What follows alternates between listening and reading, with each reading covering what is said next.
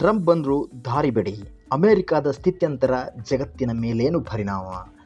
ಎರಡನೇ ಬಾರಿಗೆ ಜಗತ್ತಿನ ದೊಡ್ಡಣ್ಣ ಎಂದು ಕರೆಸಿಕೊಳ್ಳುವ ಅಮೆರಿಕದ ಅಧ್ಯಕ್ಷರಾಗುತ್ತಿದ್ದಾರೆ ಡೊನಾಲ್ಡ್ ಟ್ರಂಪ್. ಇವರು ಅಧ್ಯಕ್ಷರಾದರೆ ಭಾರತಕ್ಕೇನು ಲಾಭ ಮತ್ತು ನಷ್ಟ, ಜಗತ್ತಿನ ರಾಜಕೀಯದಲ್ಲಿ ಏನು ಮೇಲು ಏನು ಕೀಳಾಗುತ್ತದೆ ಅನ್ನೋದನ್ನು ಈ ಒಂದು ವಿಡಿಯೋದಲ್ಲಿ ನೋಡೋಣ. ಡೊನಾಲ್ಡ್ ಟ್ರಂಪ್ ಮತ್ತೊಮ್ಮೆ ಅಧಿಕಾರದ ಗದ್ದಿಗೆಯನ್ನು ಏರಲಿದ್ದಾರೆ. ಇದೇ 20ರಂದು ಅವರು ಪ್ರಮಾಣ ವಚನ ಸ್ವೀಕಾರ ಮಾಡಲಿದ್ದಾರೆ. ಮುಂದೇನಾಗಲಿದೆ ಎನ್ನುವ ಕುತೂಹಲ ಎಲ್ಲರಲ್ಲೂ ಸಹಜವಾಗಿ ಇದ್ದೇ ಇರುತ್ತೆ. ಜಾಗತಿಕವಾಗಿ ಏನೆಲ್ಲ ಬದಲಾವಣೆ ಆಗಲಿದೆ, ಯಾವ ದೇಶದ ಮೇಲೆ ಏನು ಪರಿಣಾಮವಾಗಲಿದೆ ಎಂಬ ಪ್ರಶ್ನೆಗಳು ಸಹಜವಾಗಿ ಎದ್ದಿರುತ್ತೆ. ಅದಕ್ಕೆ ಕಾರಣ ಹಲವು. ಕೆನಡಾವನ್ನು ಅಮೆರಿಕದಲ್ಲಿ ವಿಲೀನ ಮಾಡಿಕೊಳ್ಳುವುದಾಗಿ ಹೇಳಿ ಟ್ರಂಪ್ ನೆರೆಯ ದೇಶಕ್ಕೆ ಬಿಸಿ ಮುಟ್ಟಿಸಿದ್ದಾರೆ. ಗ್ರೀನ್ಲ್ಯಾಂಡ್ ಸೇರಿಕೊಳ್ಳುವುದಾಗಿ ಆತಂಕ ಹುಟ್ಟಿಸಿದ್ದಾರೆ. 1 ವರ್ಷ 3 ತಿಂಗಳಲ್ಲಿ ಪಟ್ಟು ಬಿಡದೆ ಯುದ್ಧಕ್ಕಿಳಿದಿರುವ ಇಸ್ರೇಲ್ ಈಗ ಹಮಾಸ್ ಜೊತೆ ಒಳ ಒಪ್ಪಂದಕ್ಕೆ ಮುಂದಾಗಿದೆ. ಇದರ ಹಿಂದೆ ಟ್ರಂಪ್ ಎಫೆಕ್ಟ್ ಇದೆ ಎಂದು ಊಹಾಪೋಹಗಳೆದ್ದಿದೆ. ಉಕ್ರೇನ್ ಮೇಲೆ ಯುದ್ಧ ಮಾಡುತ್ತಿರುವ ರಷ್ಯಾಕ್ಕೂ ಟ್ರಂಪ್ ಅವರಿಂದ ಆತಂಕವಿದೆ.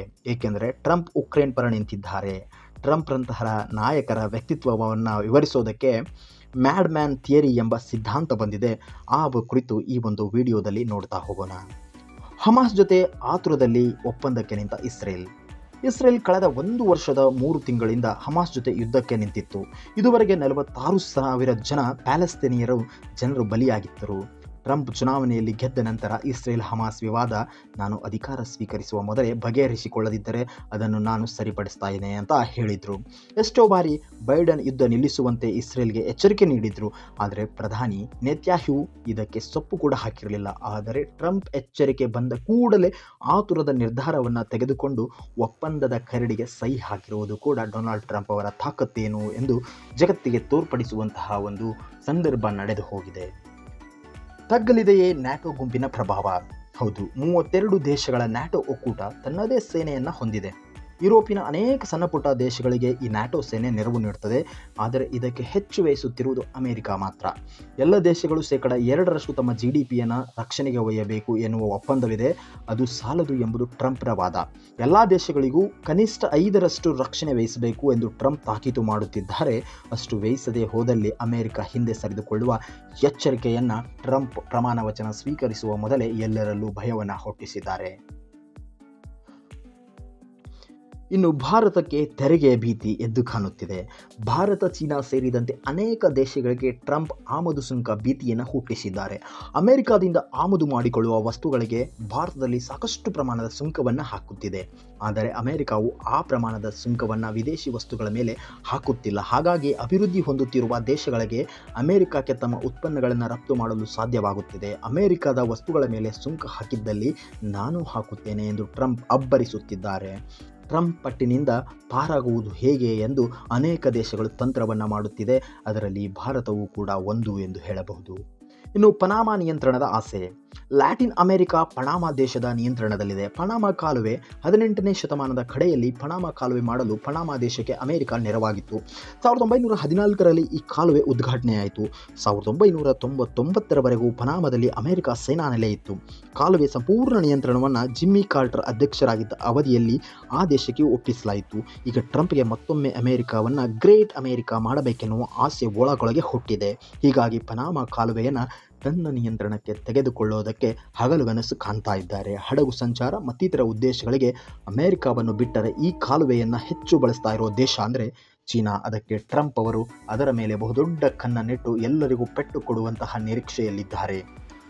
ಮತ್ತೊಂದು ದೊಡ್ಡ ಆಶಯ ಏನಂತಂದರೆ ಅತಿ ದೊಡ್ಡ ದ್ವೀಪದ ಮೇಲೆ ಟ್ರಂಪ್ರ ಕಣ್ಣು.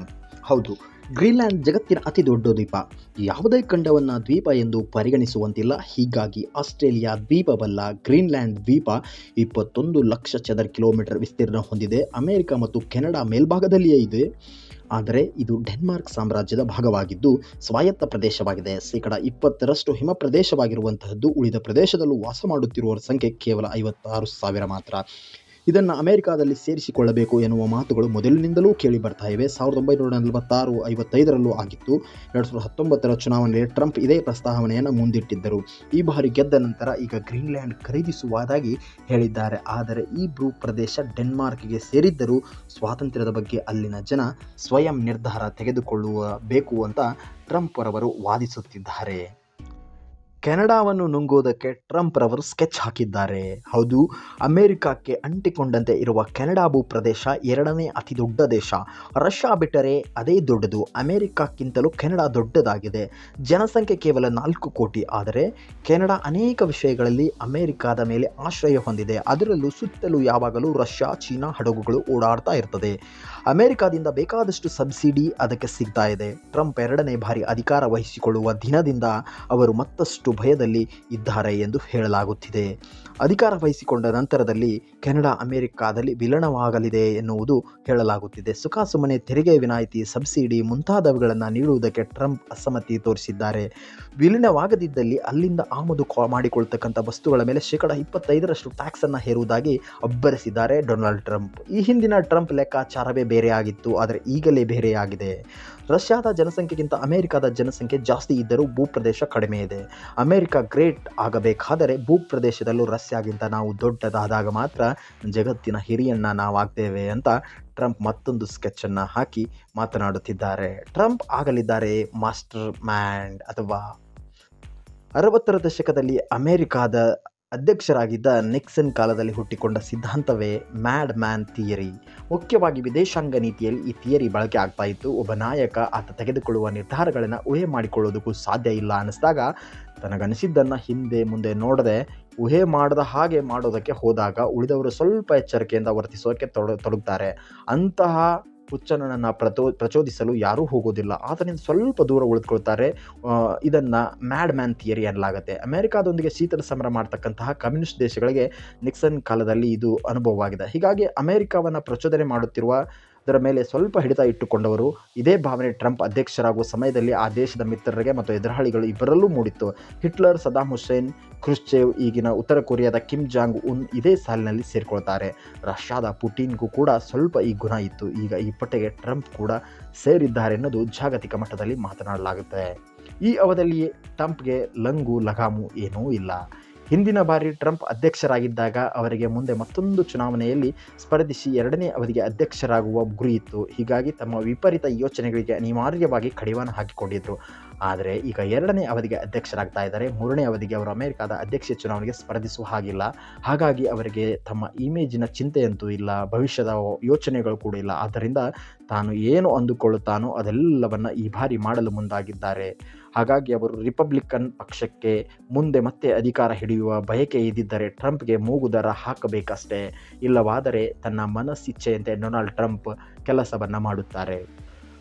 ಡೊನಾಲ್ಡ್ ಟ್ರಂಪ್ ಅಧ್ಯಕ್ಷರಾಗಿರುವುದು ಅವರ ದೇಶ ಅಷ್ಟೇ ಅಲ್ಲ, ಅವರ ದೇಶದ ವಿರೋಧ ಪಕ್ಷಕ್ಕೆ ಅಷ್ಟೇ ಅಲ್ಲದೆ ಅಕ್ಕಪಕ್ಕದ ದೇಶಗಳಿಗೂ ಮತ್ತು ದೂರದ ದೇಶಗಳಿಗೂ ಕೂಡ ಭಯ ಹುಟ್ಟಿಸುವಂತೆ ಮಾಡಿದೆ. ಯಾಕೆಂದರೆ ಅಮೆರಿಕ ಮೊದಲೆಂದು ಈ ಮುಂದೆ ಚುನಾವಣೆಗೆ ಹೋಗಿದ್ದರು. ಈಗಲೂ ಕೂಡ ದಿ ಗ್ರೇಟ್ ಅಮೆರಿಕ ಮಾಡುವ ಯೋಚನೆಯನ್ನು ಮಾತ್ರ ಹೊಂದಿರುವ ಡೊನಾಲ್ಡ್ ಟ್ರಂಪ್ ಆ ದೇಶಕ್ಕಾಗಿ ಮಾತ್ರ ಎಲ್ಲವನ್ನೂ ಮಾಡಲಿದ್ದಾರೆ. ಅಕ್ಕಪಕ್ಕದ ರಾಷ್ಟ್ರಗಳನ್ನು ತನ್ನತ್ತ ಸೆಳೆದುಕೊಳ್ಳುತ್ತಿದೆ ಮತ್ತು ಟ್ಯಾಕ್ಸ್ ವಿಷಯದಲ್ಲಂತೂ ಬಹುದೊಡ್ಡದಾದ ನಿರ್ಧಾರವನ್ನು ತೆಗೆದುಕೊಳ್ಳಲಾಗಿದೆ.